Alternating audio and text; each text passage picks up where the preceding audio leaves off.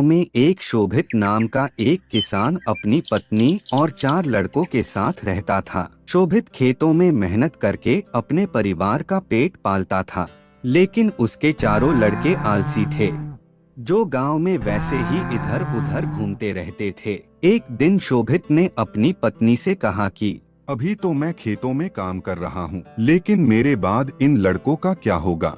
इन्होंने तो कभी मेहनत भी नहीं करी, ये तो कभी खेत में भी नहीं गए।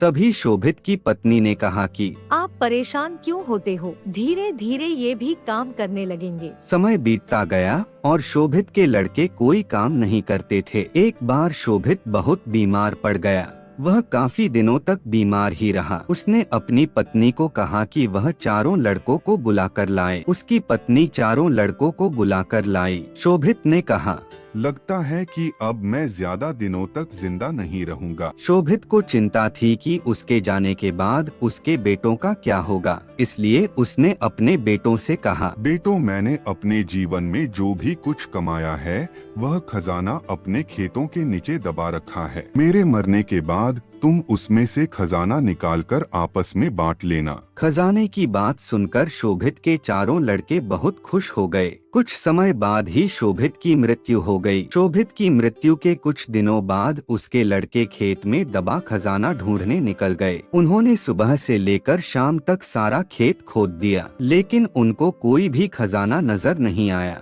भैया, मैं तो थक गया हूँ। यहाँ पे तो एक सूखी रोटी तक नहीं है। चलो घर चलते हैं। तभी चारों भाई अपने घर आते हैं और अपनी माँ से बोलते हैं, माँ, पिताजी ने हमसे झूठ बोला था। उस खेत में तो हमें कोई खजाना नहीं मिला। उनकी माँ ने उन चारों लड़कों को बताया, बेटो, तुम्हारे पिताजी ने जीवन में यही घर और खेत ही कमाया है, लेकिन अब तुमने खेत खोद ही दिया है तो उसमें बीज भी बो दो। इसके बाद लड़कों ने बीज बोए और माँ के कहने पर उसमें समय से पानी देते गए। कुछ समय बाद ही फसल पककर तैयार हो गई, जिसको बेचकर लड़कों को अच्छा मुनाफा हुआ, जिसे लेकर वह अपनी माँ के पास पहुँचे। उसके बाद माँ ने अपने बच्चों से कहा कि बच्चों, तुम्हारी मेहनत ही असली खजाना है। यही तुम्हारे पिताजी तुमको समझाना चाहते थे, इसलिए उन्होंने तुमको खजाने वाली बात बोली थी। बच्चों, हमको इस कहानी से यह सीख मिलती है कि हमको कभी भी आलस नहीं करना चाहिए।